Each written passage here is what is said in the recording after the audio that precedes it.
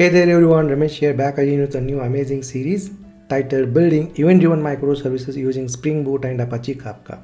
Well, this series is going to be absolutely free on my YouTube channel. Well, what you will learn in this series? You will learn how to build a couple of microservices and how to use Apache Kafka as a message broker for asynchronous communication between multiple microservices. You will learn how to build order service microservice, stock service microservice, and email service microservice, and then you will learn how to use Kafka broker as a message broker for asynchronous communication between these microservices.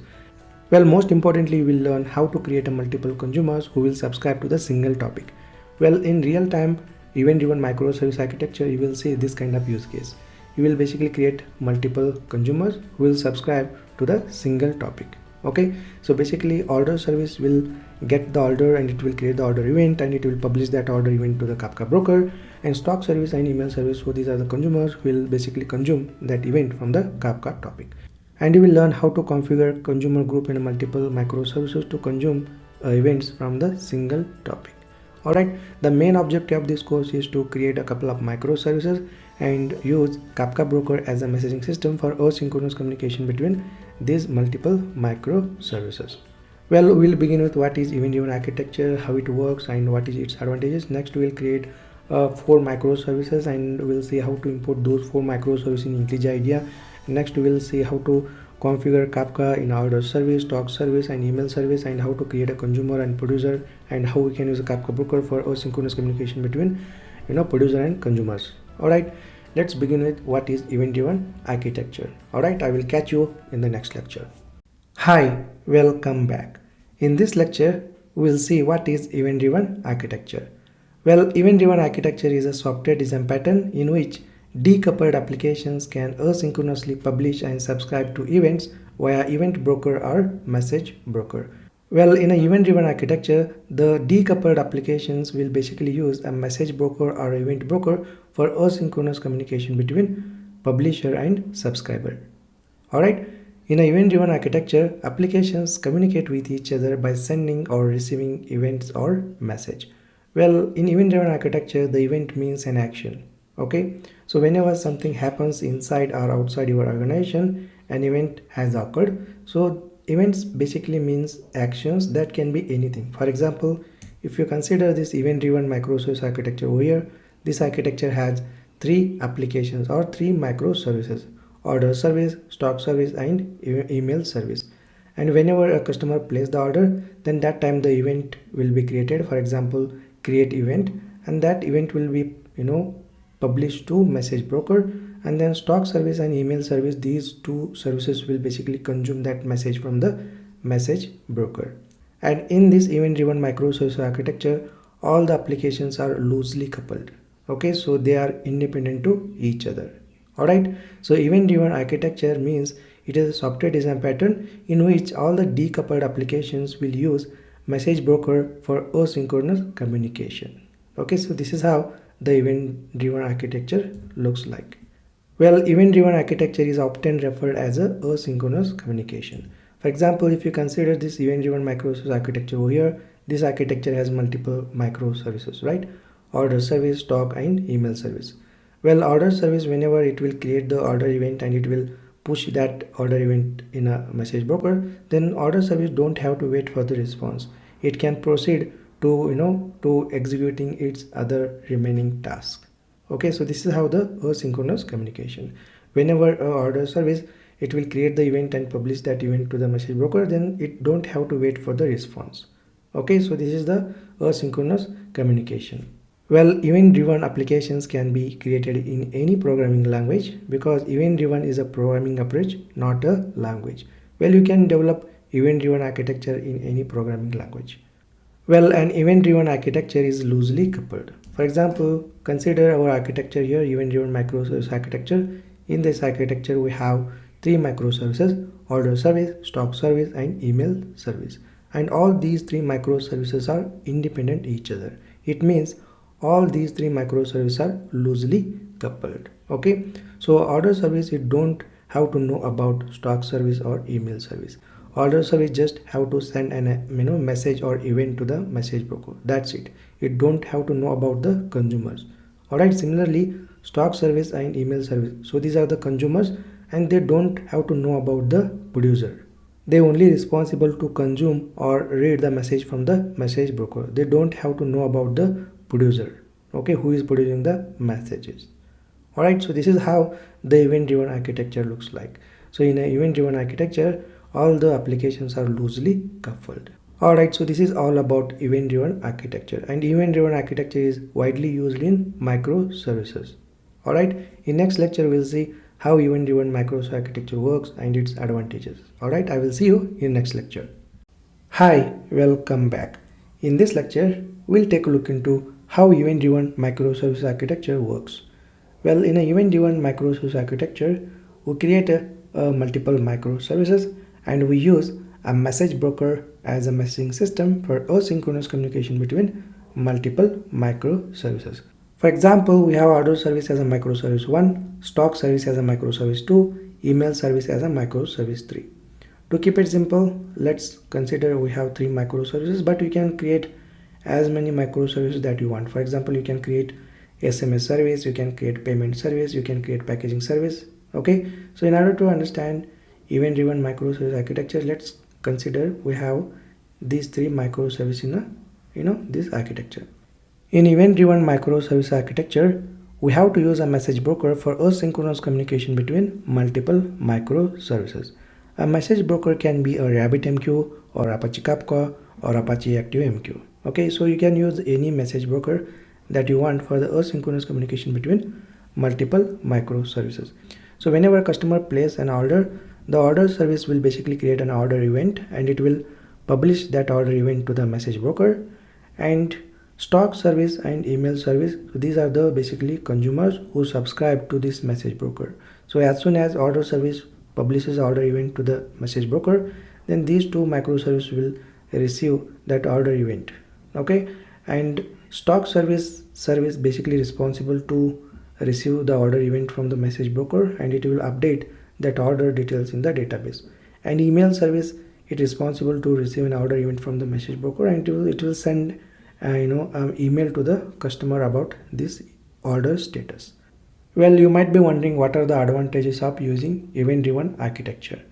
Well, the first advantage is it improves the flexibility as well as maintainability.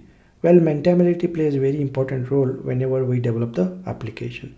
Well, in this architecture you can see order service is only responsible for collecting the order and creating order event, and it will place that order event in the message broker.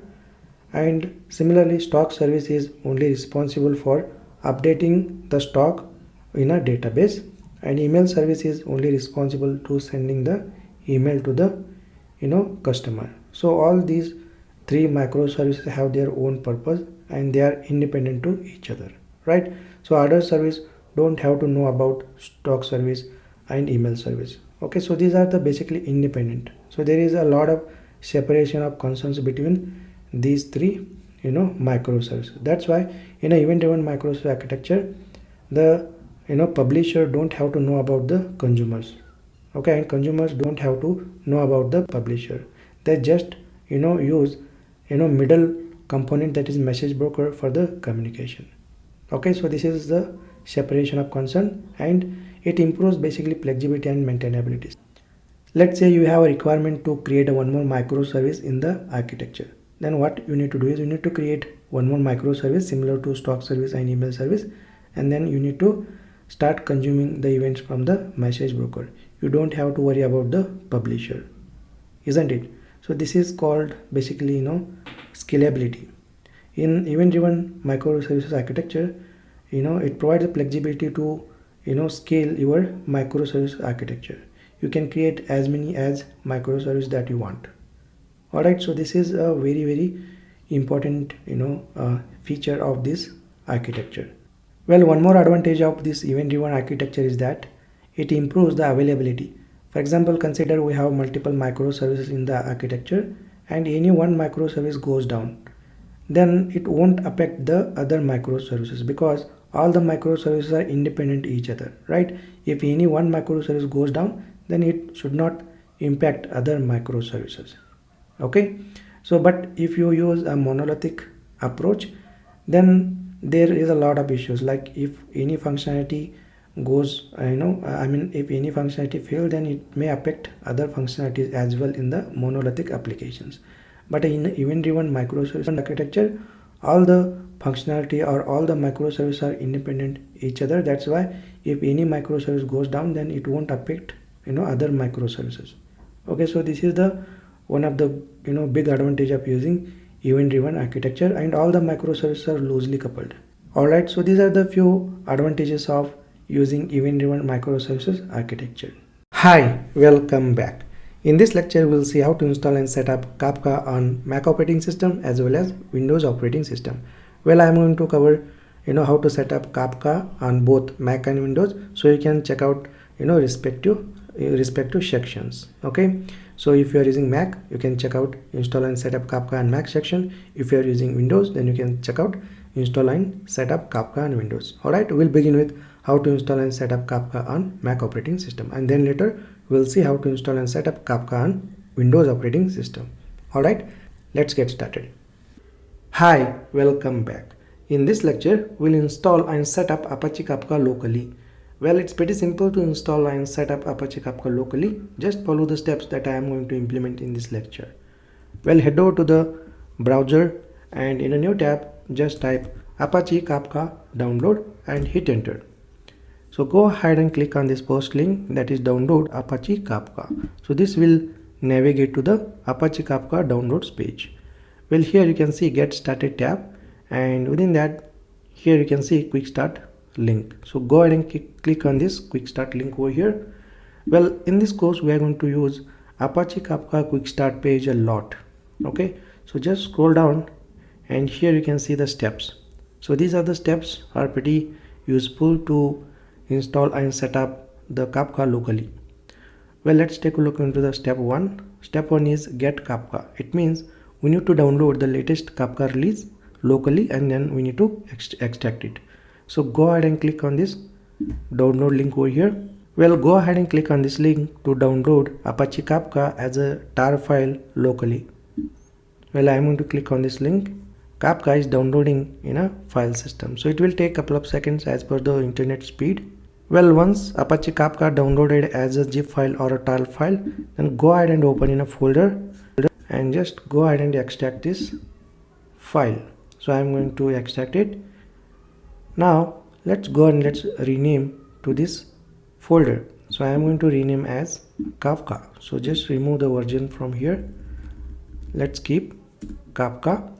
Alright, now let's see the second step. So let me go back here, and second step is like we need to start the Kafka environment. Well, before starting the Kafka environment, make sure that you have installed Java 8 on your machine.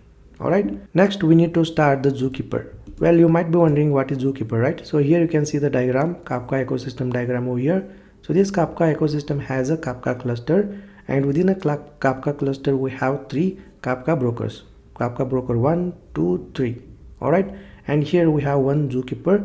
So Zookeeper is basically a service that will manage the state of all the Kafka brokers within a Kafka cluster, and it will also manage the configuration of topic and producer and consumer as well. Alright, so just remember we need to start the Zookeeper so that it will start managing the state of Kafka brokers in a Kafka cluster. Well, in our case we have only one Kafka broker that we are going to install locally. So first we need to start the Zookeeper so that it will manage the state of the Kafka broker. Well, in order to start the Zookeeper service, we need to execute this sh file, that is zookeeper-server-start.sh. Well, this sh file is located within a bin folder. If you go to Kafka, just expand the Kafka, and here we have a bin. Within bin folder you can see all these sh files. So these sh files will support for Mac and Linux. If you are using Windows, then make sure that you will use these bat files.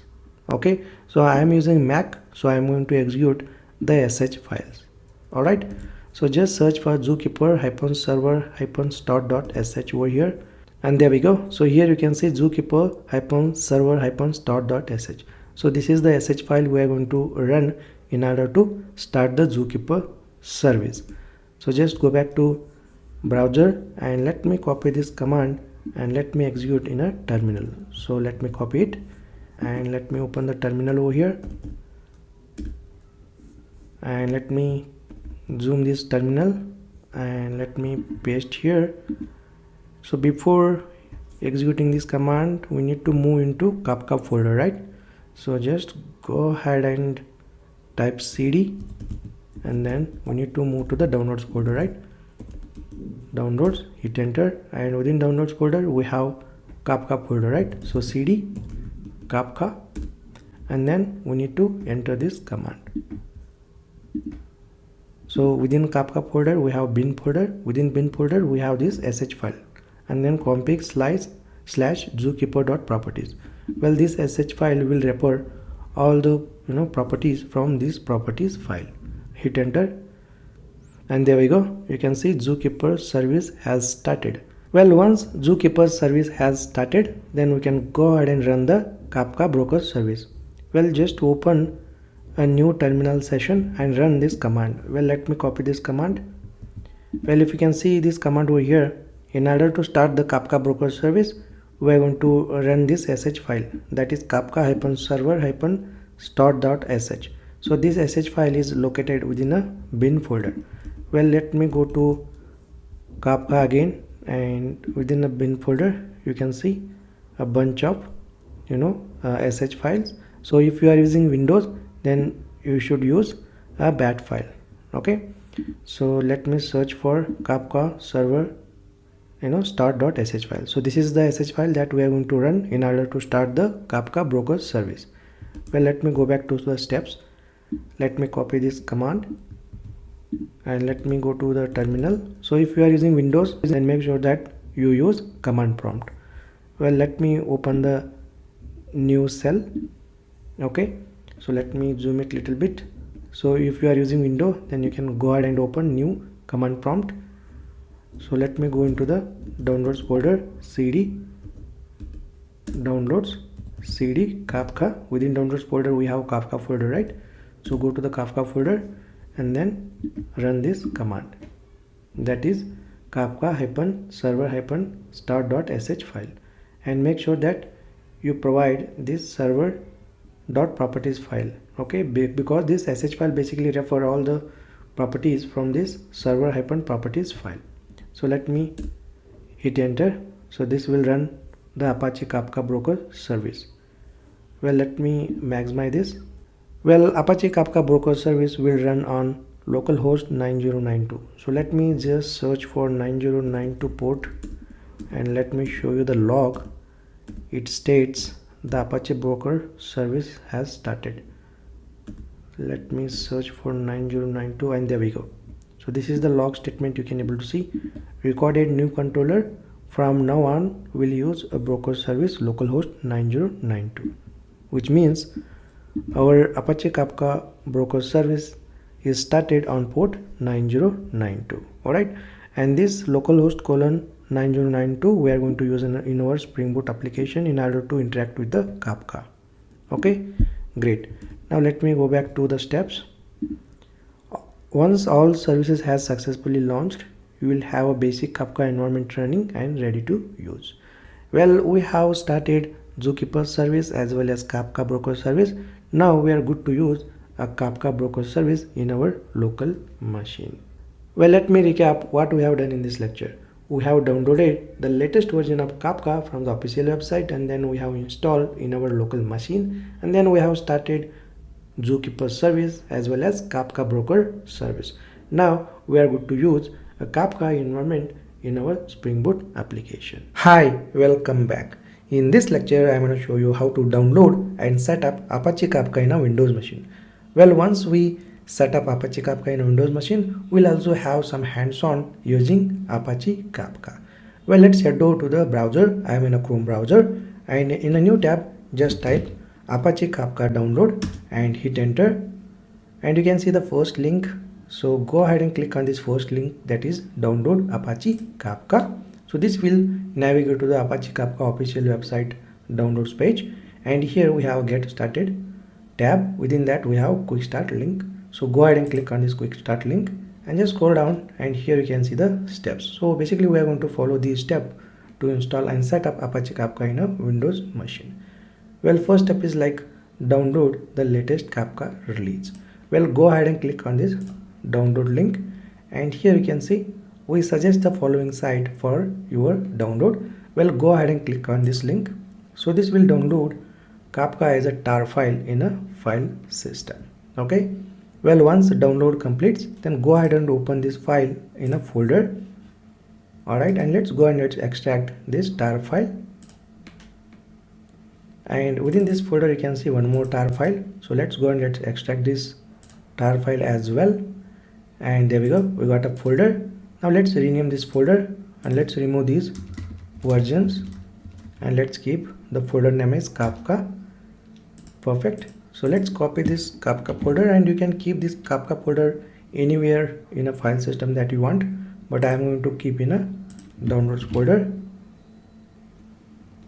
Alright, and let me delete the main folder, and let me also delete the tar file. Now we have a Kafka folder. Within a Kafka folder we have important folders like bin, config and libs. Well, let's dive into bin folder. And here you can see these are the sh files to support Mac and Linux, and these are the bat files to support Windows machine. Okay, so basically in this lecture we are going to install in a Windows, so we are going to use these bat files. Alright, so these are the basically files which we can use to start the Zookeeper service, Kafka service, and create the topic, start the producer, consumer.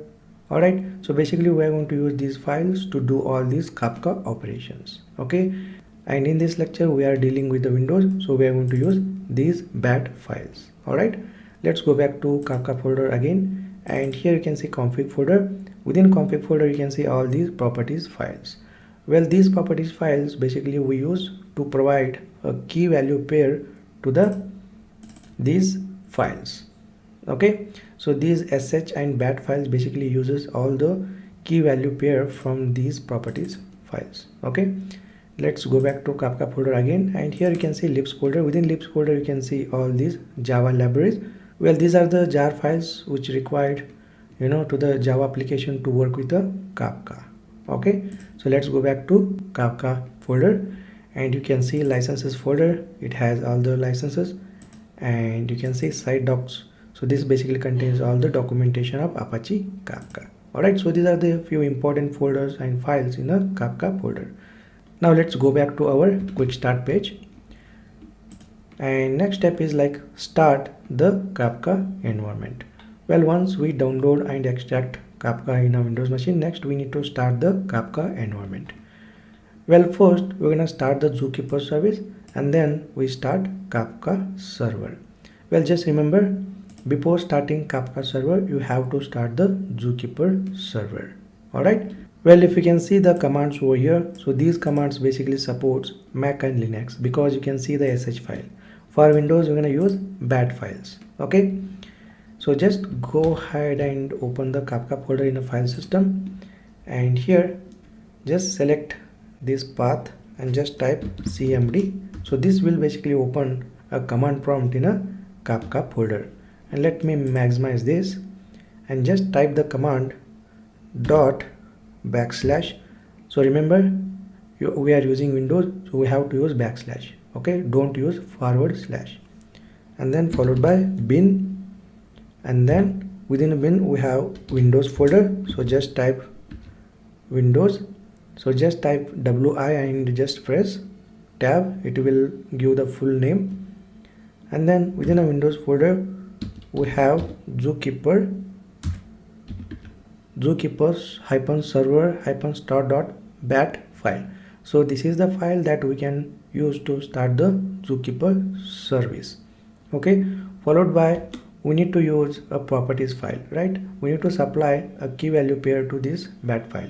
So all the properties files are located in a config folder, right? For example, if we can go back to Kafka folder in a file system, all the properties file basically contains in a config folder, right?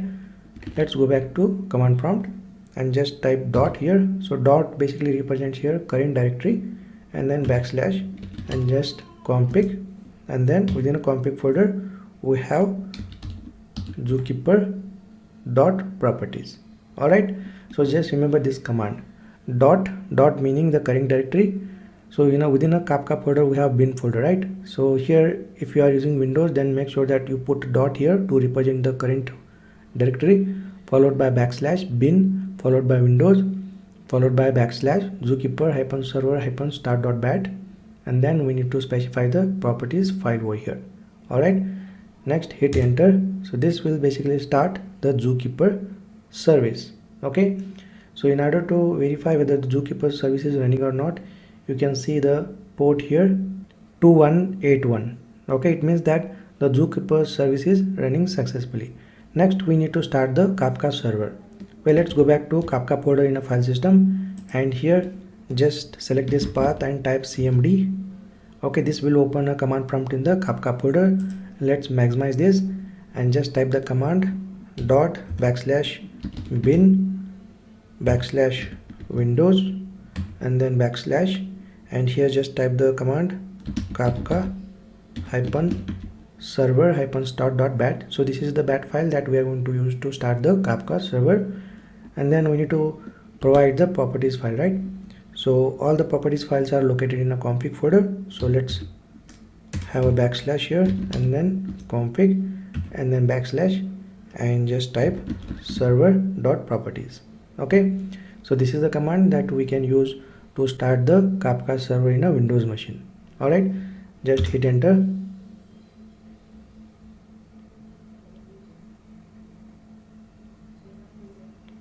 And there we go.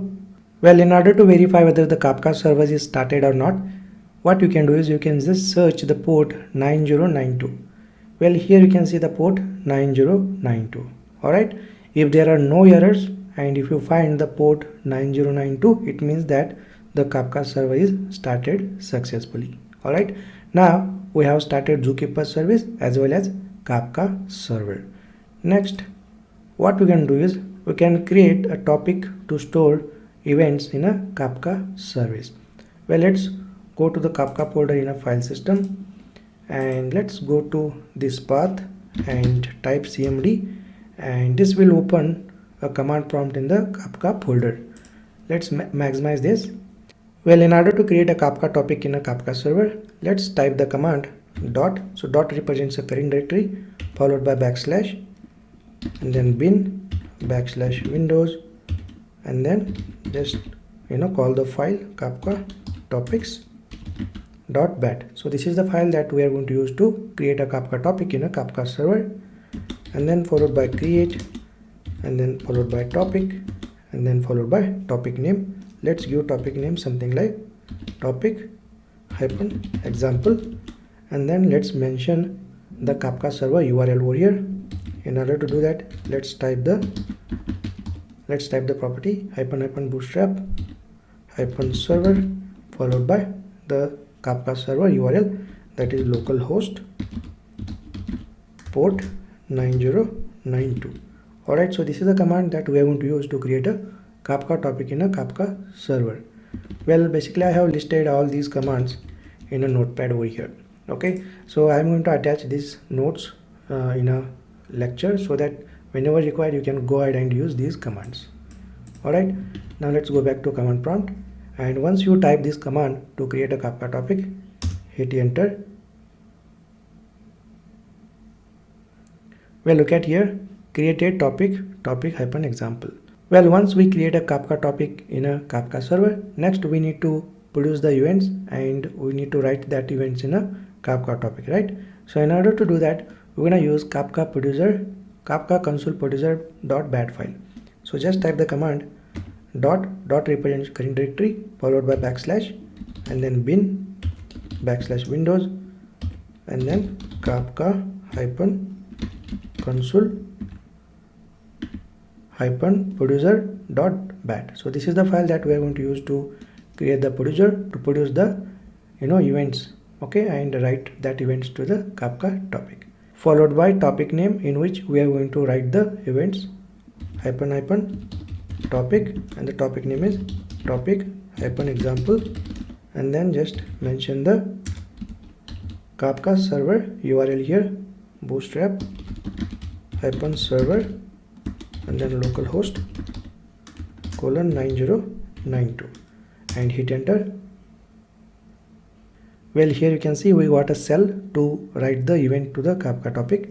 Just create some event here. So I'm going to create some string, let's say hello world, hit enter. So let's insert one more event in a Kafka topic.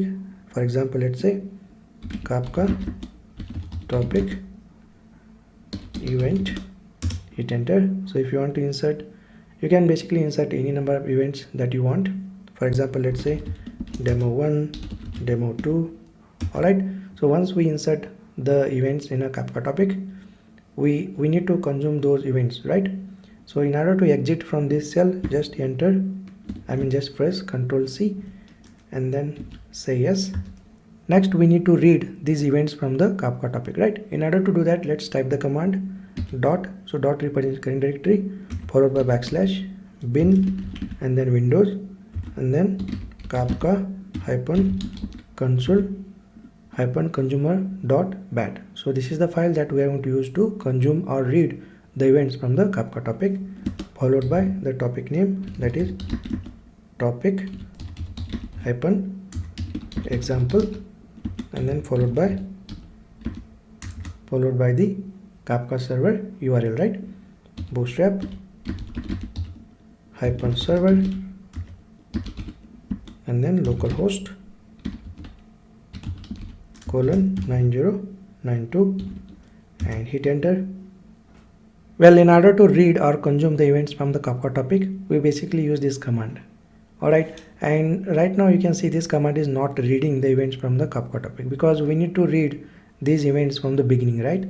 In order to do that, we need to specify from beginning attribute in this command. Well, let me just press the Ctrl C here and say yes, and here just pass one more attribute, that is hyphen from hyphen beginning. Okay, we are going to basically read the events from the beginning, right? And then hit enter and there we go. You can able to see these are the events that are present in a Kafka topic, right? And this is the command which we are using to read these events from the Kafka topic. Okay, here you can see we have used producer to produce the event and write those events to the Kafka topic, and here we are using consumer to consume or read these events from the Kafka topic. Alright, great. Well, let me recap what we have done in this lecture. We have downloaded and installed the Kafka server in a Windows machine. Next, we have started Zookeeper service as well as Kafka broker service. Next, we have created a topic to store events by using this command. Next, we have use the producer to produce the events and write those events to the Kafka topic. Next, we have used this command, that is consumer command, to read or consume those events from the Kafka topic. Alright, so these are the 5 important steps we have performed in this lecture. Alright, I am going to attach this Kafka notes file in this lecture so that whenever required you can go ahead and check out these commands and steps. Alright, great. I will see you in the next lecture. Hi, welcome back. In this lecture, we will create 4 microservices such as order service, stock service, email service, and base domains. Okay, so we are going to create all these microservices as an independent Spring Boot projects. Okay, and in order to create a Spring Boot project, we are going to use Spring Initializer. Alright, so let's go and let's use Spring Initializer to create Spring Boot projects, and then we'll import those projects in a IntelliJ IDEA. So we'll head over to the Chrome browser. In a new tab, just type start.spring.io. This will brings up Spring Initializer.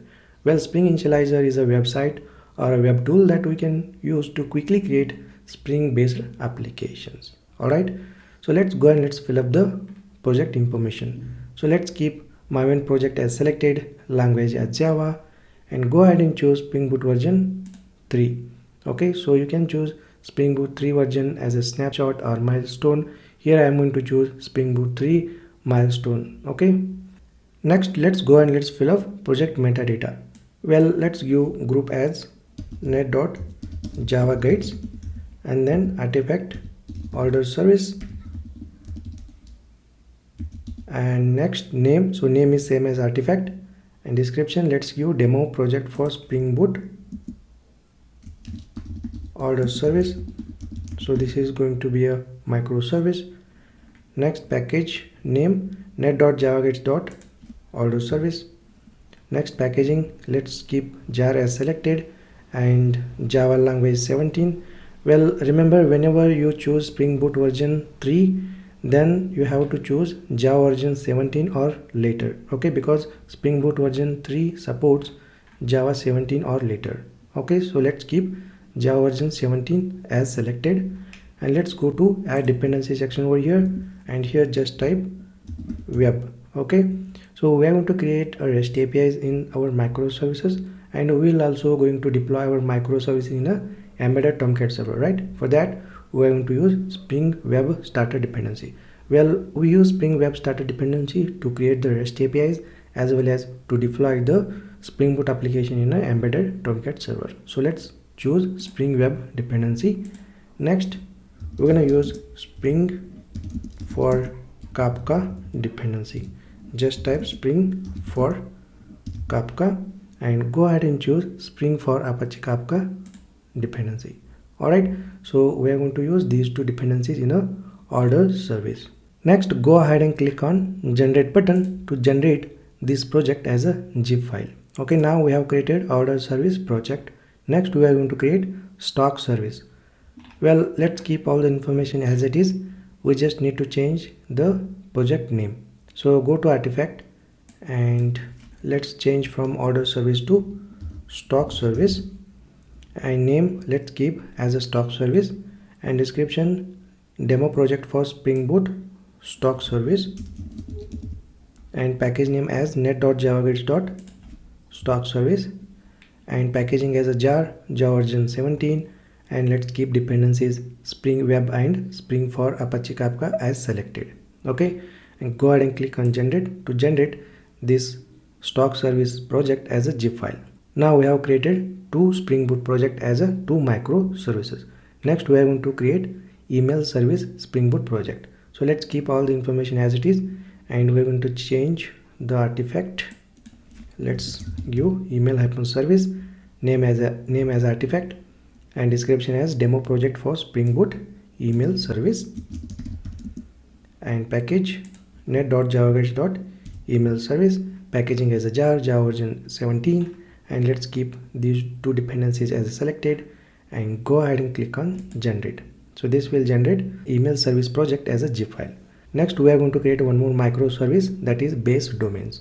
Well, we are going to keep all the domain entities in a separate microservice. Okay, for that we are going to create a separate microservice.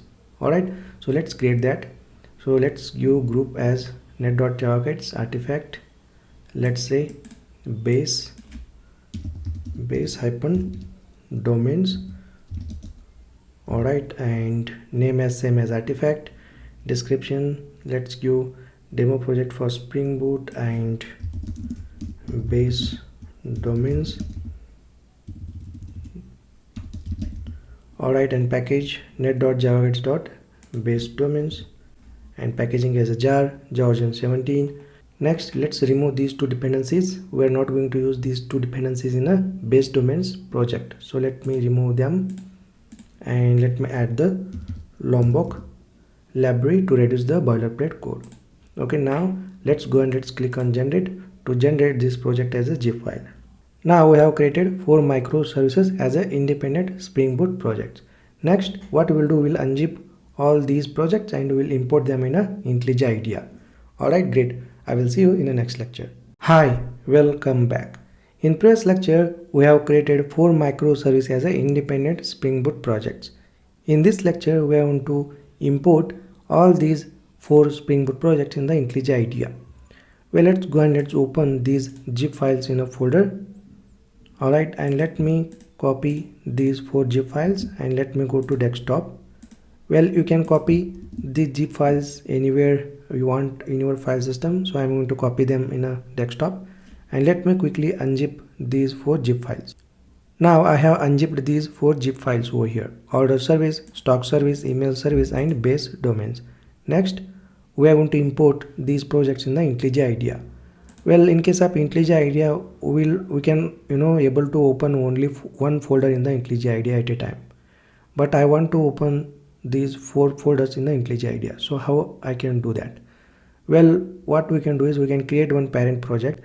Within that we can keep these 4 projects, and we can open that parent project from the IntelliJ IDEA. So let me show you how we can do that.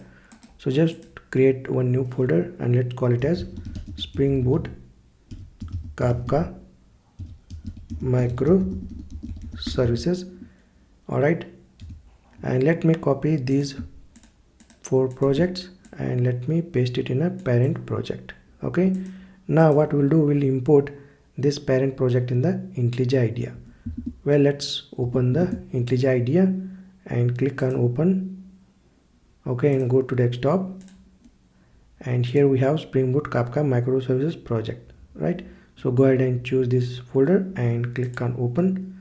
So this will open, okay, this parent project in the IntelliJ IDEA, and this parent project or a parent folder has these 4 projects. Okay, well, as soon as we open this project in IntelliJ IDEA, we'll get an option over here like Maven build scripts found. Okay, so these 4 projects are Maven projects, right? That's why IntelliJ IDEA will give this option to load the Maven pom.xml changes. So we can click on this load to load the pom.xml file of all these 4 projects. Okay, so basically IntelliJ IDEA will add these 4 projects as a module to this parent project. Okay, so you can go ahead and click on this load icon over here. It will load the pom.xml file of all these 4 projects. Well, sometime IntelliJ IDEA won't able to load the Maven change for any of the project. Then what you can do is you can add that project as a module to this main project or a main folder.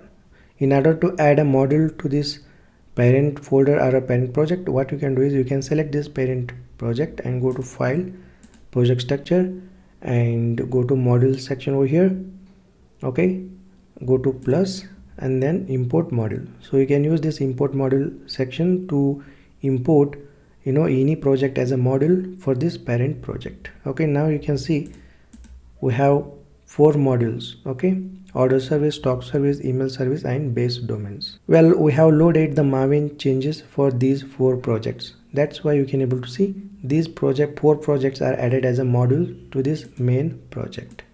Okay, so sometime IntelliJ IDEA won't able to load the Maven change for any of the project. Then you can explicitly add that project as a module to this project. Okay, great. Now we have 4 projects in place. Now we can able to access these 4 projects from the single IntelliJ IDEA workspace. Okay, we don't have to switch the workspace. Next, let's go ahead and let's change the embedded Tomcat server port for these 3 microservices.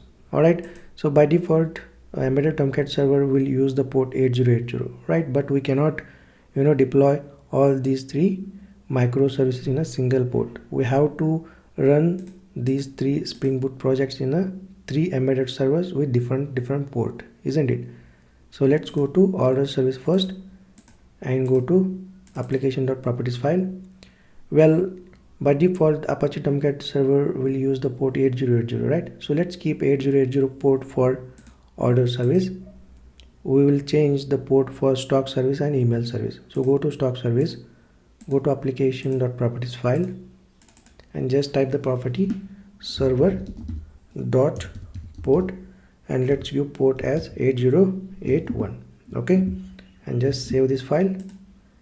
And next go to email service and go to application.properties file and just type the property server dot port equal to 8082. All right, just save this file. So let's go and let's run the Spring Boot project. So first run order service. So go to main entry point class, that is order service application. From here we can run the Spring Boot project. So just enable the Lombok here. Now you can able to see order service project is successfully running in embedded Tomcat server, which is running on port 8080. Next, let's go ahead and let's run the stock service. So let me go to stock service main entry point class over here, and from here I can able to run the Spring Boot project. And there we go, stock service Spring Boot project is running on port 8081. Okay, next let's go to email service Spring Boot project and go to its main entry point class. From here I can run the Spring Boot project, and there we go, email service Spring Boot application is also running in an embedded Tomcat server in a port 8082. It means that all these three microservices we can able to run in a embedded Tomcat server on different ports. Okay, so we don't have to run the base domain project because it is a standalone project. We don't have to run in a embedded Tomcat server because we are just going to create the domain entities in a base domain project. We are not going to deploy in a server. Okay, so we are going to only deploy these three microservices in a embedded Tomcat server. In next lecture, we will create DTO classes in a base domains project. Alright, I will see you in the next lecture. Hi, welcome back. In this lecture, we will create DTO classes to transfer the data between producer and consumer. We'll go to base domains. Within a base domains project, we are going to create the DTO classes. So go to main package, right click and create a new package, and let's call it as DTO. And within a DTO package, let's create a class and let's name it as order, and let's create the instance variables for this class. Let's say private string order ID, next private string order name, and then private int quantity. So this is the order quantity, and then private double price. So this is going to be a order price. Alright, now we have created order class with order ID, name, quantity and price as the instance variables. Next, let's use Lombok library annotations to reduce the boilerplate code. Well, let's use at data Lombok annotation. So this annotation will basically create a getter setter methods, toString method, hash code and equals method. Okay, so we are going to also create a constructor. For that, let's use a Lombok annotation, that is all argument constructor as well as no argument constructor. Okay, now we have used Lombok annotation to reduce the boilerplate code. Similarly, let's create a one more DTO class. Let's call it as order event. So this is the class that we are going to use to transfer the data between producer and consumer using Apache Kafka. Okay, so let's go ahead and let's create the instance variables. Let's say private string message, private string status of the event or status of the order. Okay, and then private order.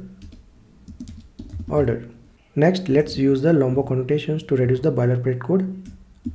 Let's use at data Lombok annotation to create the getter setter methods. Next, we need a constructor. For that, let's use at all argument constructor. Next, let's use at no arguments constructor. Perfect.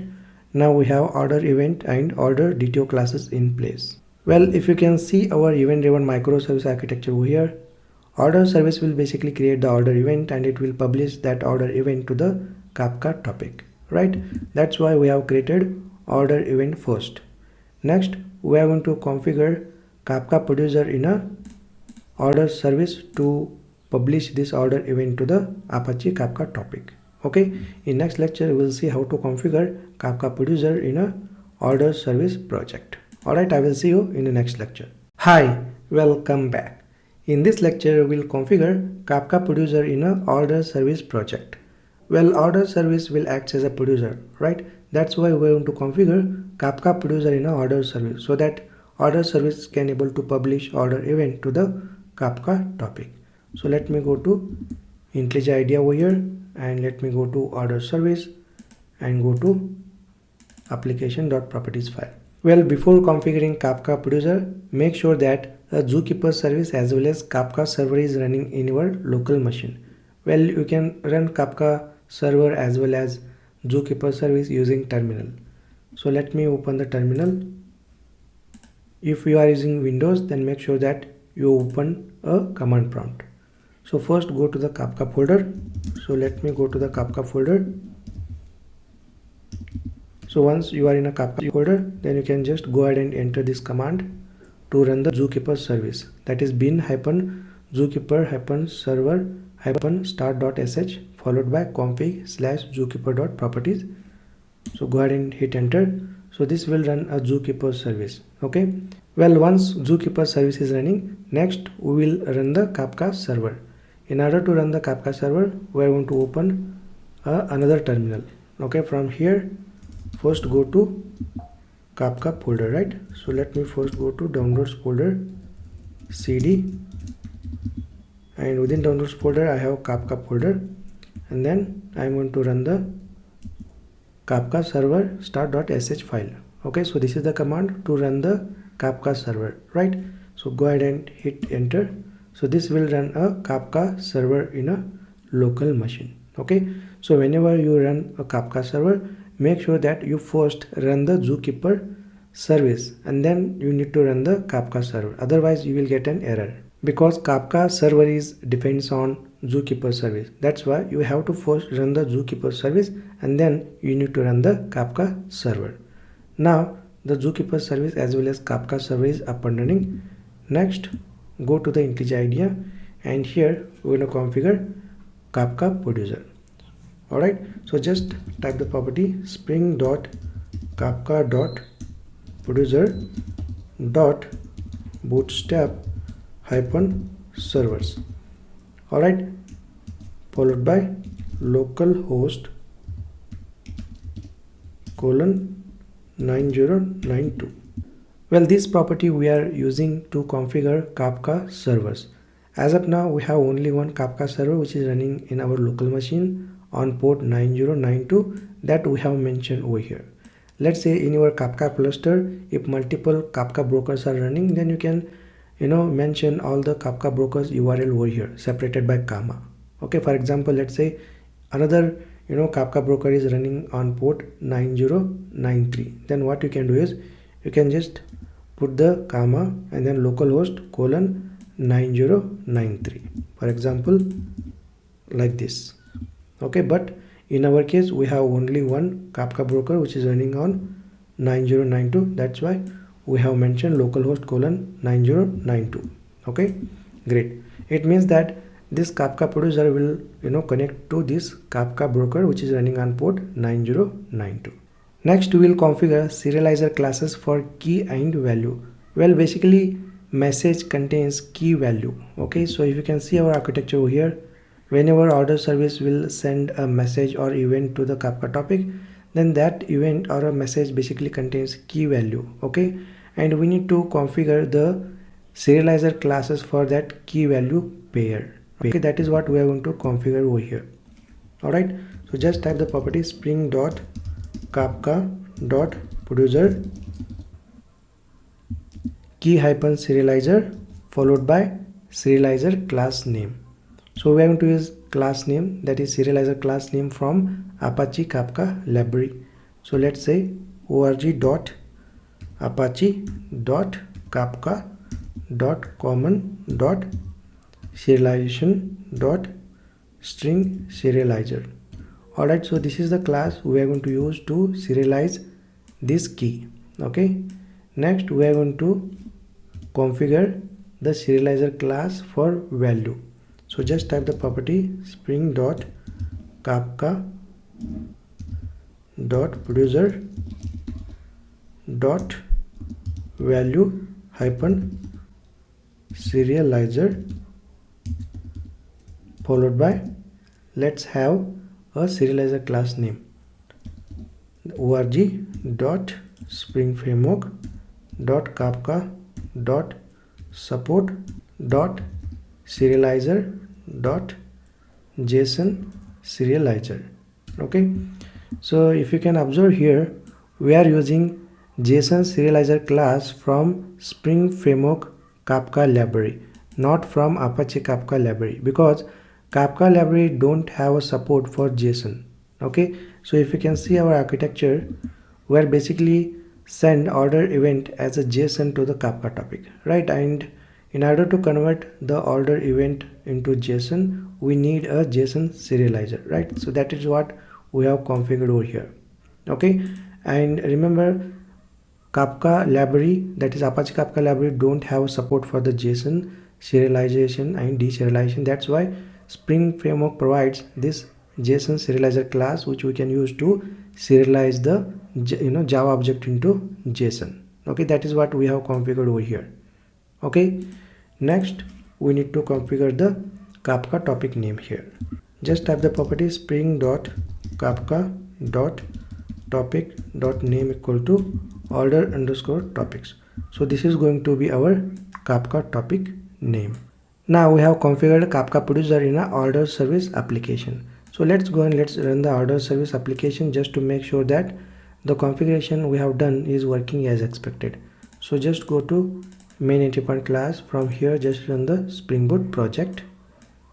And if you can see, there are no errors or exception in a console. It means that the Kafka producer configuration that we have configured in application.properties file is working as expected. Alright, great. I will see you in the next lecture.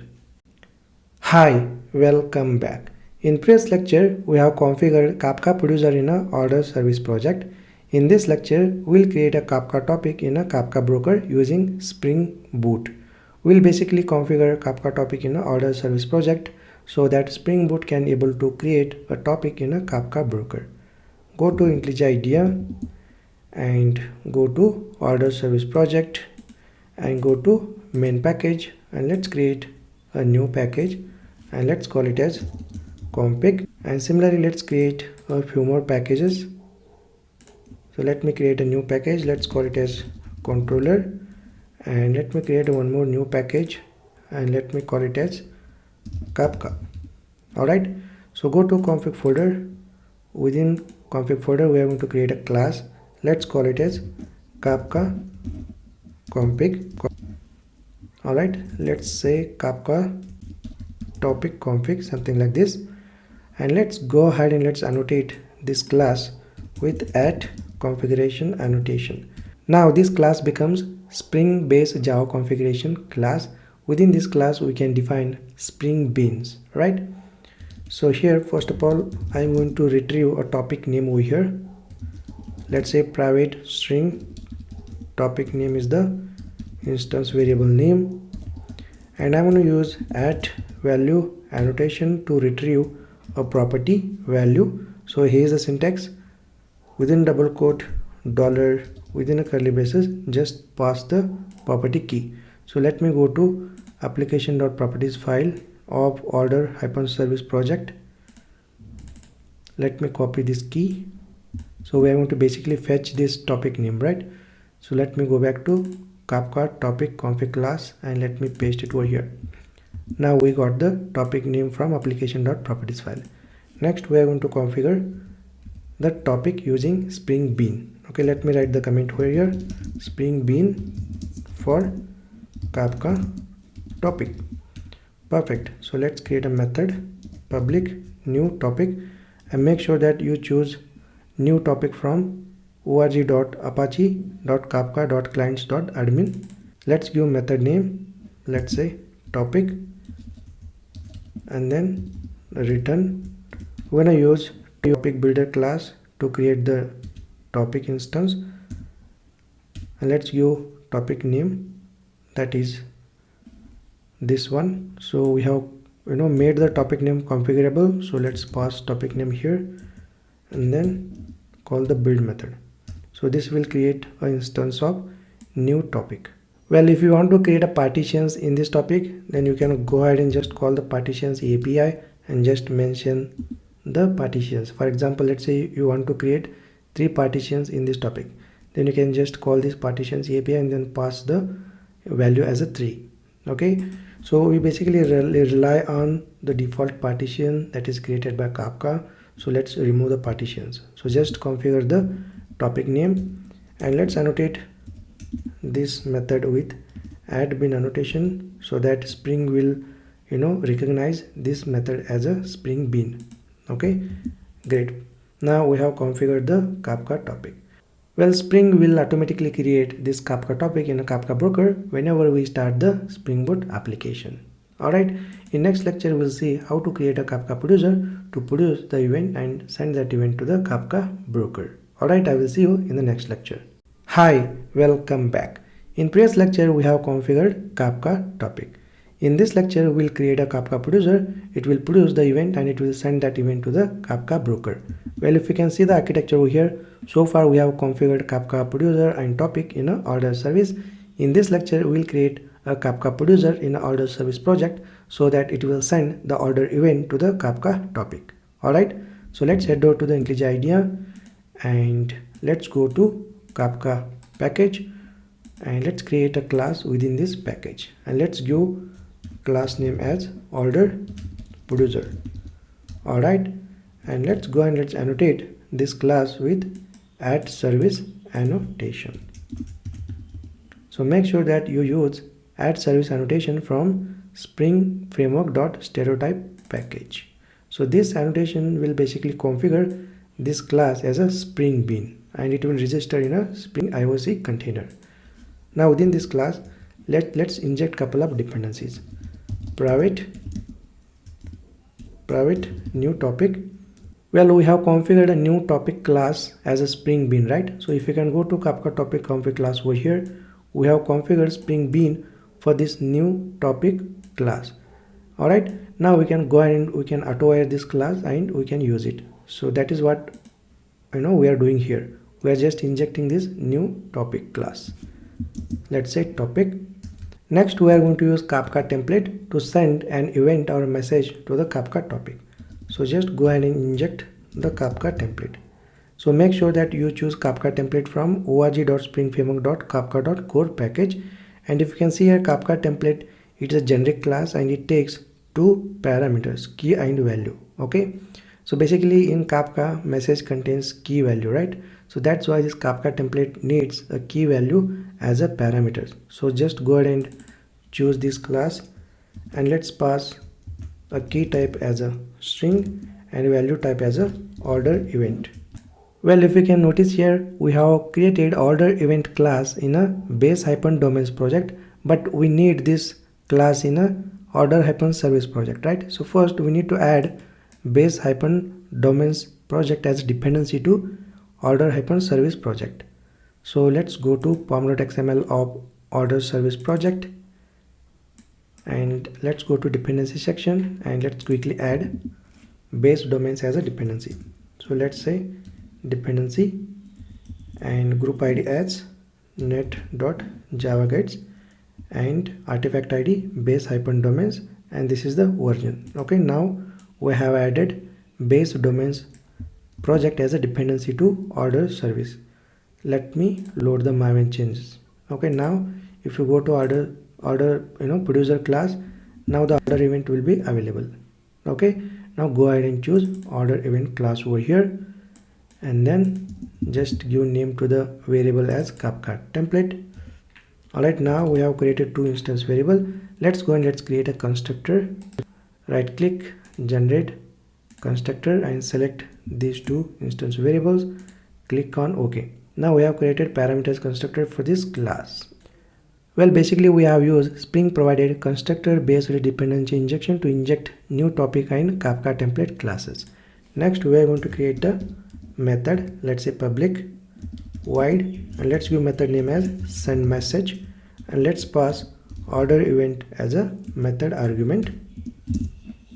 Alright, well, we are going to basically log the order event. So for that, let's create a logger here, private static final and then logger. Make sure that you choose logger from cell4j and this should be a logger equal to logger factory and then get logger and then just pass the class name, that is order producer dot class. Now we have created a logger. Let's use this logger to log the event. So here I am going to use logger dot info and then let's use string dot format method. So we're going to write some string, right? For that we are going to use string dot format method. So here let's say order event and then %s. So this is going to be placeholder for the event, and just pass the event in a toString format. So once we log the event, next what we'll do, we'll send a message to the Kafka topic using Kafka template. So in order to send the message, we need to first create the message. So here I'm going to write the statement create a message. So here let's use the message from org.springframework.messaging package, and this is a generic interface. So let's pass order event as a type. Alright, perfect. Next we are going to use message builder class to create the message object. So make sure that you choose message builder class from org.springframework.messaging.support package.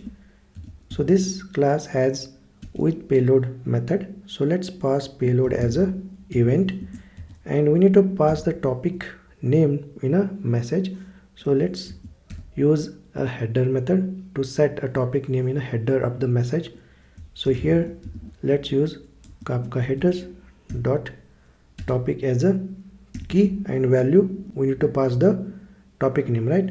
So we have a topic and then call name.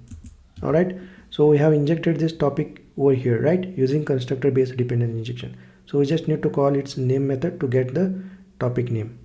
All right, next just call build method to build the instance of this message.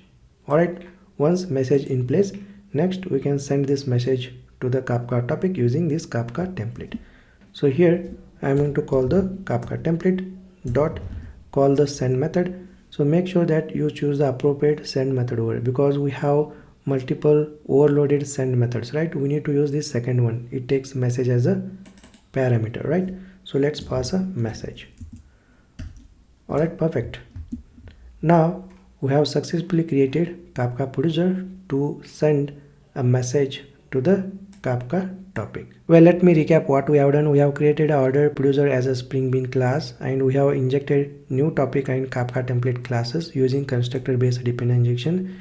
Next we have created send message method, and within send message method we have created a message, and then we have used Kafka template to send this message to the Kafka topic. Okay, pretty simple. In next lecture we'll create a one simple REST API. It will take an order from the client, and then we use this order producer to send that order as a message or event to the Kafka topic. Alright, great. I will see you in the next lecture. Hi, welcome back. In previous lecture we have created order producer. It will send a message to the Kafka topic. In this lecture we'll create a simple REST API that will take an order from the client. Well, let's go to controller package, and within a controller package we are going to create a class. Let's give class name as order controller, and let's annotate order controller class with @REST controller annotation. @REST controller annotation. Alright, let's go and let's add one more annotation, that is @request mapping annotation, just to give a base URL for this controller. Let's say API/v1. Okay, within this class let's go and let's inject order producer dependency. Let's first create an instance variable of order producer, and then let's create a parameterized constructor. Right click, generate constructor, and hit OK. Now we have created a parameterized constructor for this order controller class. Okay, so this is basically a constructor based dependency injection. Okay, now we have just injected order producer as a constructor based dependency injection in a order controller. Next we are going to create a REST endpoint. Just type public, and then return type is string, and then let's give a method name something like place order, and let's pass order as a method argument. Perfect. And let's annotate this method with @post mapping annotation, and let's give a URL for this mapping. Let's say orders. Next let's use @request body annotation to convert a JSON into order Java object. Alright, so @request body annotation basically internally uses message converters to convert a JSON object into Java object. Okay, next what we're going to do is we're going to assign a order ID to this order object. So let's call set order ID, and we're going to use UUID class to get a random ID. Perfect. Now we have assigned a unique order ID to the order. Next what we're going to do is we're going to create order event instance. Let's say order event equal to new order event. Next let's set the status for this order. Let's say initially the status is pending, and then let's give a message for this status. Let's say order status is in pending state, something like this. Alright, next order event dot set order, and then just pass order object. Okay, next call the order producer object and then call its method, that is send message method, and then pass order event object. Okay, now we have created order event instance, and then we have passed this instance to send message method of order producer class. Next return some string in the response. Let's say order placed successfully, something like this. Perfect. Now we have created a simple REST endpoint, that is place order REST API. It will basically handle the HTTP post request, and then we have created order event object, and then we have passed that object to the send message method of order producer. Next let's run the Spring Boot application and let's test this REST API, and let's also see how the order producer will send this order event to the Kafka topic. Well, go to order service application. From here also you can run the Spring Boot project, and there we go. You can able to see there is no errors or exception in the console, and our Spring Boot application is up and running in embedded Tomcat server, which is running on port 8080. Next let's go ahead and let's open the Postman REST client. Well, I'm going to create a new request, so just choose HTTP post method over here and just type the URL http localhost 8080/API/v1/orders, and then this is the post request. So we need to send a JSON in the request body, so go to the body and then choose raw here, and then choose content type as a JSON, and let's put JSON in the request body, something like the name of the order, quantity and price. Alright, so let's go and let's hit the send button, and there we go. We got the response with status code 200. Now let's go to IntelliJ IDEA and let's see the log statements. Well, go to the console. Well, in a console you can able to see the log statements, order event followed by the order event, and if you go to order producer class, we have provided a log statement, right? Order event followed by the event. So that is what printed over here. Okay, and if you can see the Kafka configuration for producer, so just scroll down and here you can able to see. So this is the JSON serializer the Kafka template uses to convert a event into a JSON. Okay, and next you can see a lot of Kafka configuration over here. So all this is a default configuration basically, and the key serializer class is string serializer, and the value serializer class is JSON serializer. So this is the configuration we have done in the application.properties file, right? So let me show you that. Go to application.properties file, and here you can see we have configured key serializer class as a string serializer class and value serializer class as a JSON serializer class. So this is what printed over here. It means that the order producer class that we have written in previous lecture is working as expected. Okay, so order producer class is successfully sending a message to the Kafka topic. Well, if you can see the architecture over here, so far we have created order producer in our order service. It is sending a event or a message to the Kafka topic.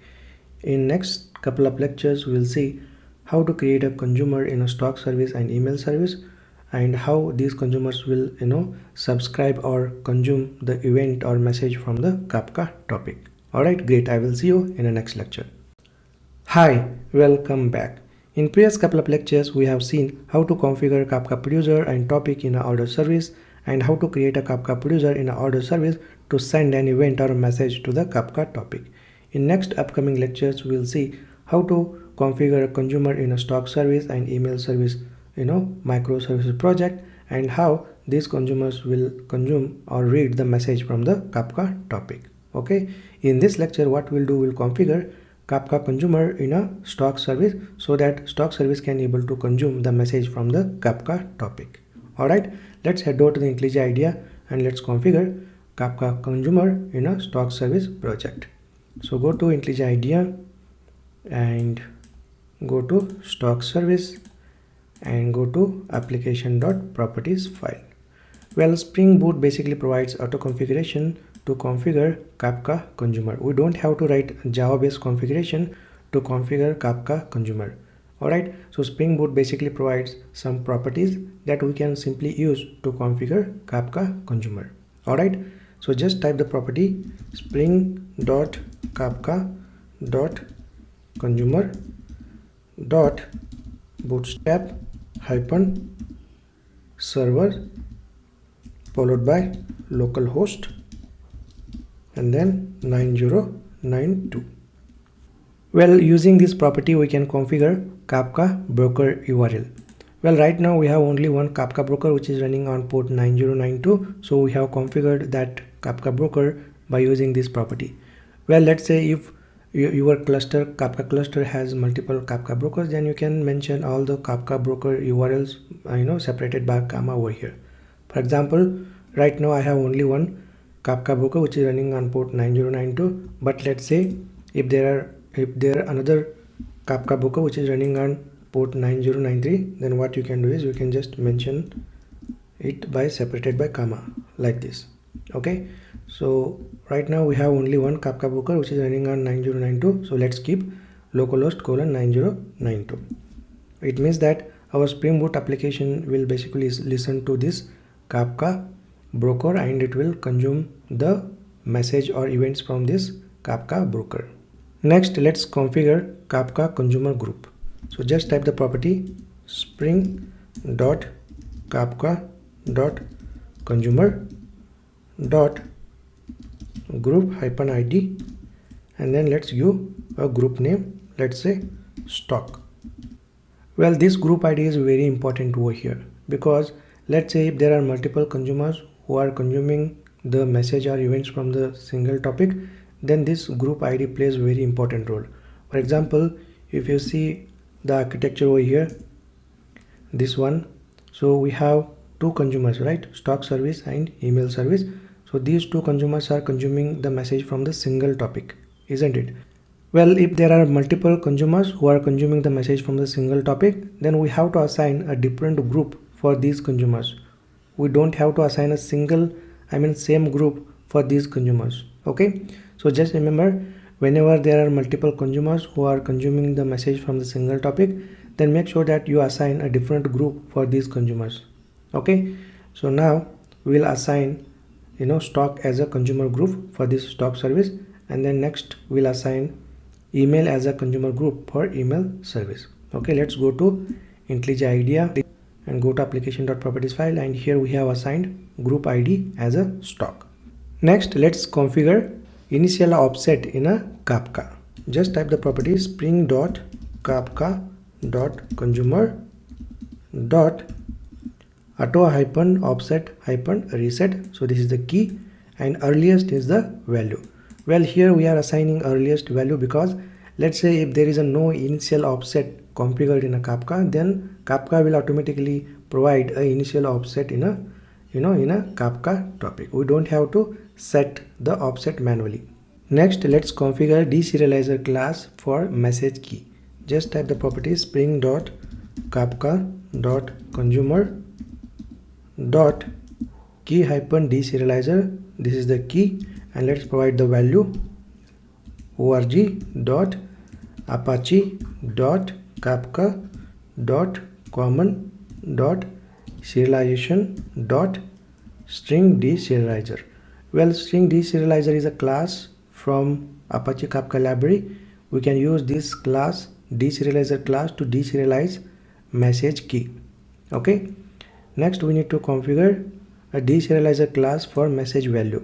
Alright, so just type the property spring.kafka.consumer.value hyphen deserializer. So this is the key, and let's provide the value org.springframework.kafka.support.serializer.json deserializer. Well, if you can notice here, we are using JSON deserializer class from Spring Kafka library, not from Apache Kafka library. Alright, so Apache Kafka basically don't support a JSON. That's why Spring Kafka library introduced JSON serializer and JSON deserializer classes to serialize and deserialize JSON into Java, Java into JSON. Alright, so just remember this configuration. Next we need to configure one more property, that is spring.kafka.consumer.properties.string.json.trusted.package equal to star. Well, this property is very useful because whatever the package that you mention, that will be applicable for JSON serializer and deserializer. Alright, so Spring Kafka library will basically trust these packages for JSON serialization and deserialization. Alright, here I have mentioned star. It means this Spring Kafka library will trust all the packages. Alright, next we need to configure the Kafka topic name here. Just type spring.kafka.topic.name. So Kafka topic name we have given, that is order_topics. Well, you can confirm this topic name from the order service project. Well, go to order service project and go to application.properties file. We have configured topic name as order_topics, right?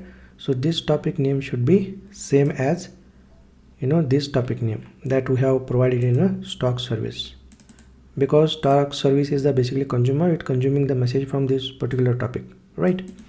Now we have successfully done the Kafka consumer configuration in a stock service project. So let's go ahead and let's run the Spring Boot application just to verify that this configuration is working as expected. So let me quickly run the stock service application, and there we go. There are no errors or exceptions in a console. It means that we have successfully configured Kafka consumer in a stock service project. Okay, in next lecture we'll see how to write a Kafka consumer to consume a message or event from the Kafka topic. Alright, great. I will see you in the next lecture. Hi, welcome back. In previous lecture we have configured Kafka consumer in a stock service project. Alright, so now in this lecture we will create a Kafka consumer in a stock service project so that stock service can able to consume or read the message from the Kafka topic. Alright, let's head over to the IntelliJ IDEA and let's go to stock service project and go to main package over here, and let's create a new package and let's call it as Kafka. And within this Kafka package, let's create a class and let's give class name as order consumer.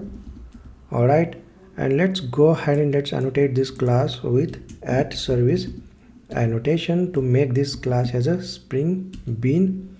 Next, let's go ahead and let's create a logger instance. Let's say private static final and then logger from self4j, and then this should be a logger factory, and then call get logger API, and then just pass the class name, that is order consumer dot class. Now we have created a logger instance. Okay, so basically we are going to log the event that we consume from the Kafka topic. That's why we have created a logger instance. Next, let's go and let's create a method. Let's say public, and the method return type is void, and let's give method name as consume. Okay, and then let's give a method parameter as order event. Well, if you can notice here, the order event class is not present in a stock service project. Okay, so the DTO classes we have basically created in a base-domains project, right? So in order to get these DTO classes in a stock service, we have to add base domains as a dependency to stock service project. Well, let's go to pom.xml file of stock service project and go to dependency section over here, within dependency section, let's go ahead and let's add base domains project as a dependency. So let me create a dependency here, and let's give group id as net.java guides, and IntelliJ IDEA will automatically give the artifact id and version. Okay, now we have added base domains project as a dependency to stock service project. All right, so go ahead and click on this icon to load the Maven changes. Now if you can go back to order consumer, the order event will be available here. Okay, just import order event and let's call it as a event. All right, and let's annotate this method with add Kafka listener annotation. Add Kafka listener annotation, and make sure that you choose Kafka listener annotation from org.springframework.kafka.annotation package, and this listener has attribute called topic. So just call topics attribute over here, topics attribute, and then we need to provide a topic name here. So here's the syntax, dollar curly braces, and just go to application.properties file. So let me go to application.properties file over here and just grab this key and go back to order consumer and paste it over here. Okay, so this is the syntax basically to retrieve a value of this key. Okay, we are basically retrieving the Kafka topic from the application.properties file. All right, great. Next we need to also give a group id. For that, here is a group id attribute, and then similarly the syntax is same, dollar within curly braces, and just go to application.properties file, and here is a group id key. So let me copy this key and go back to order consumer and paste it over here. Well, this is how we can fetch the topic name and group id from the application.properties file using this syntax. Okay, let me format this code properly. All right, well, this consume method will basically use Kafka listener annotation to listen or subscribe to this particular topic. Okay, and this order consumer is a consumer, it basically belongs to this consumer group. All right, if you can go to application.properties file, you can see order underscore topics is the topic name. Okay, the order consumer will basically subscribe to this topic, and here is the group id. Stock is a group id basically, and the order consumer is a consumer, it belongs to this stock consumer group. All right, next within this consume method we are going to log the event. So let me just write the log statement, logger.info and string.format, and let's give some string here. Let's say order event received, something like that, event received in stock service, followed by %s, and just pass the event dynamically, event dot to string. Perfect. Now we have logged the event in a stock service. So here is a typo, so let me correct it. Perfect.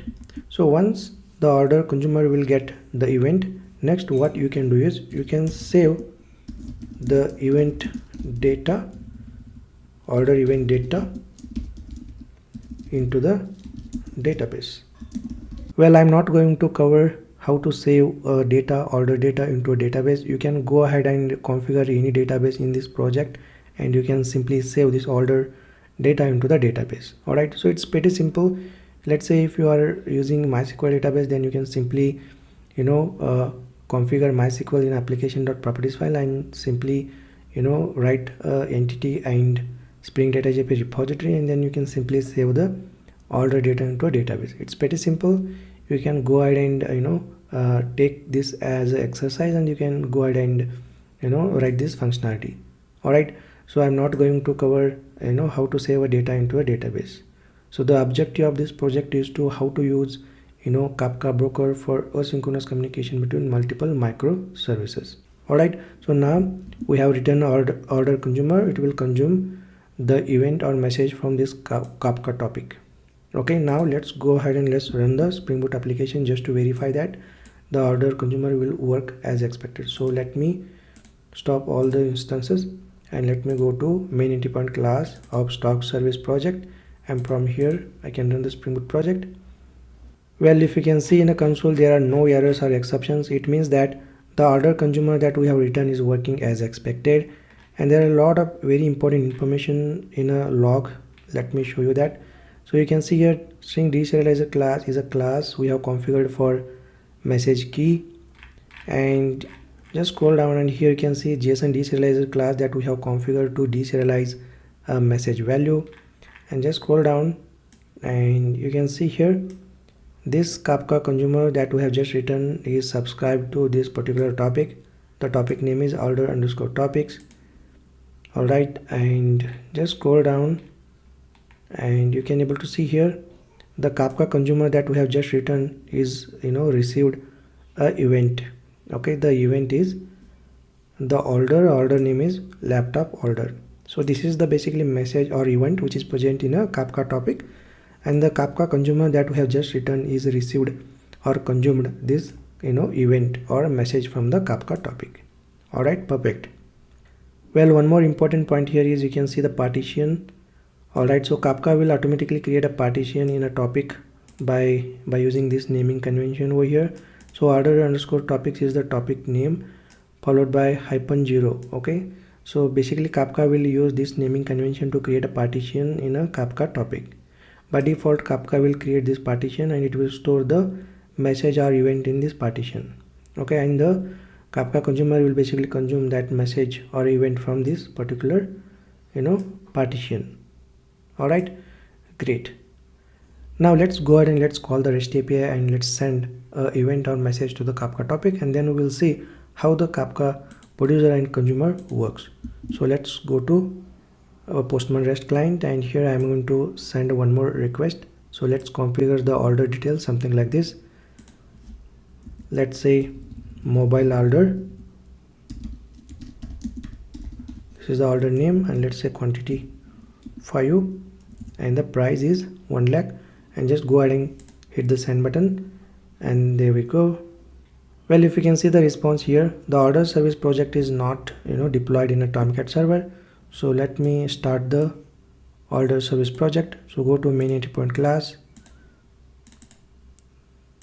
Alright, and let me run the order service application.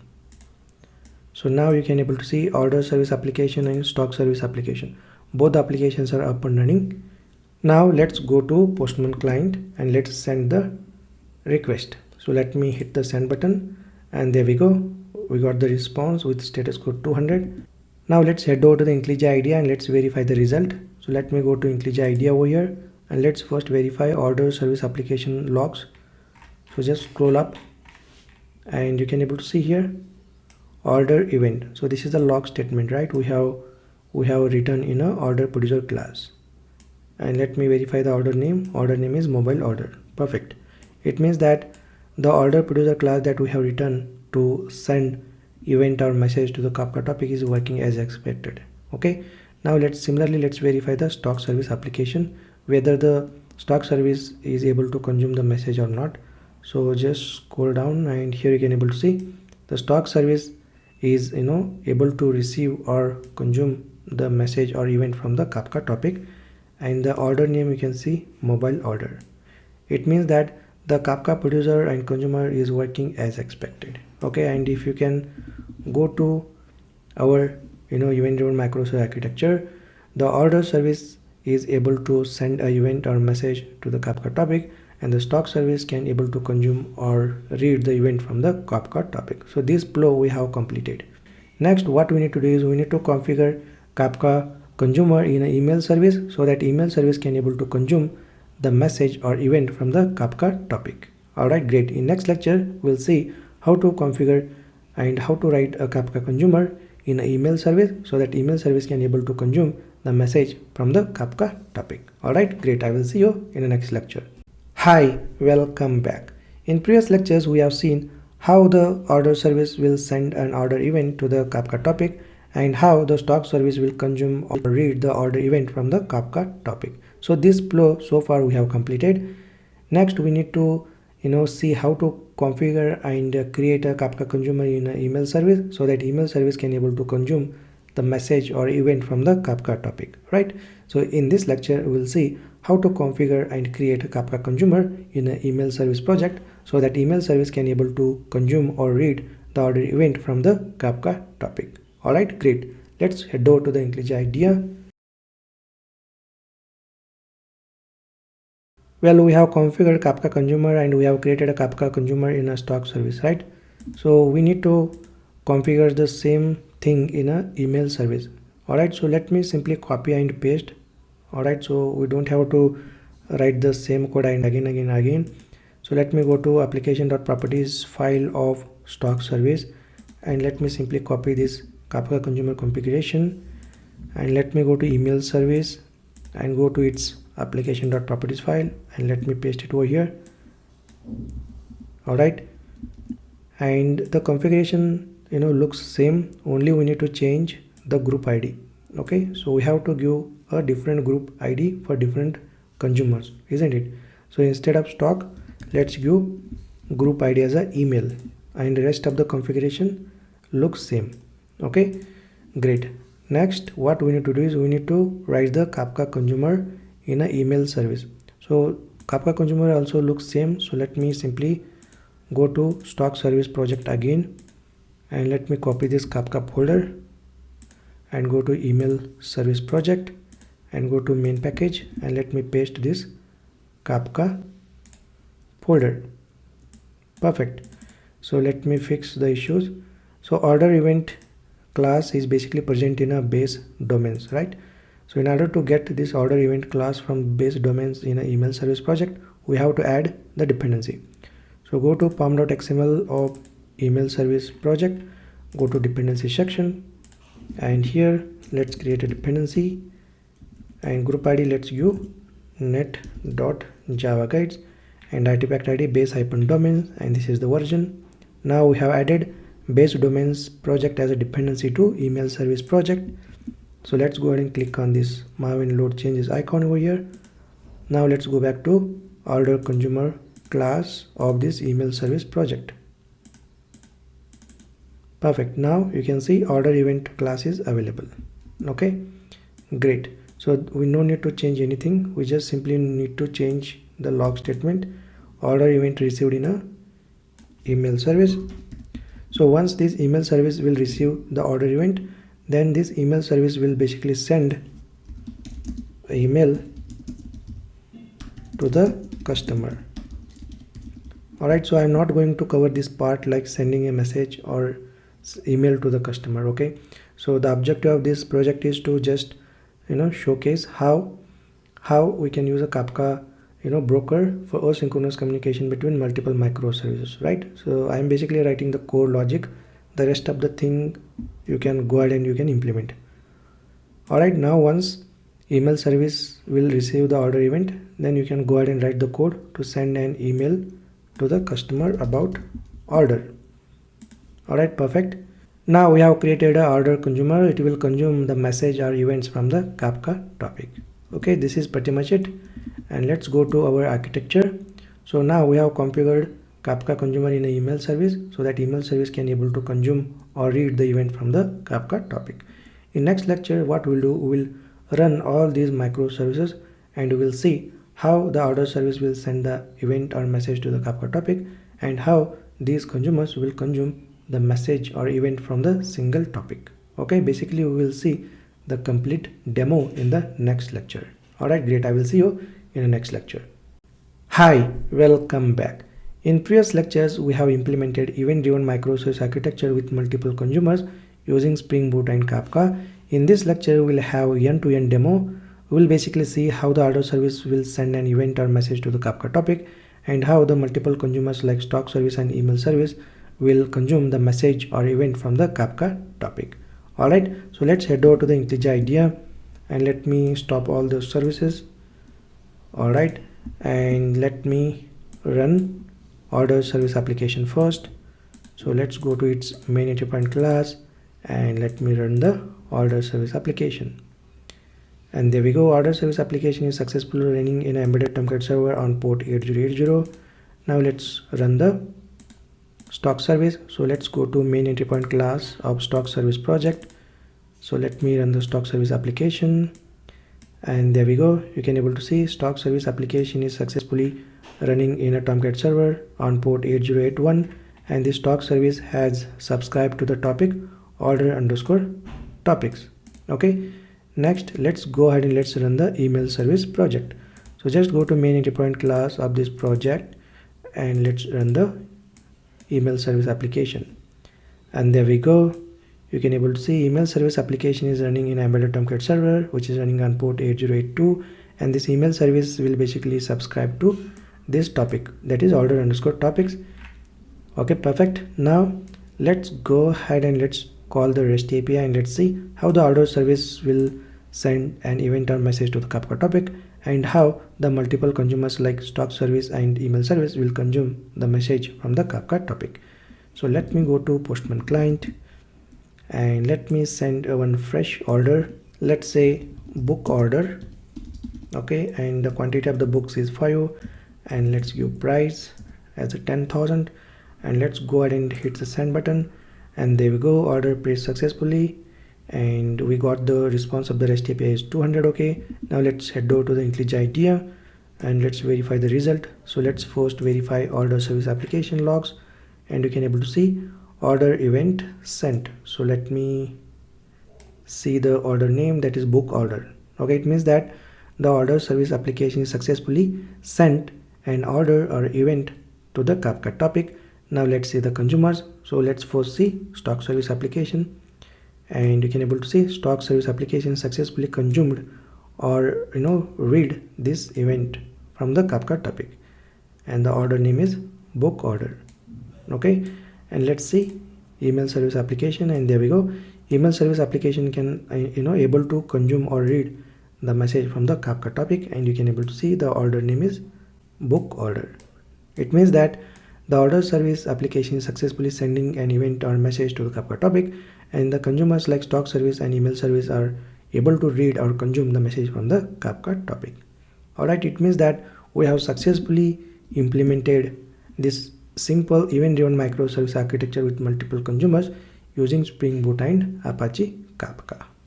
Alright, great. I hope you understood how to create multiple microservices and how to use Apache Kafka as a broker for asynchronous communication between multiple microservices.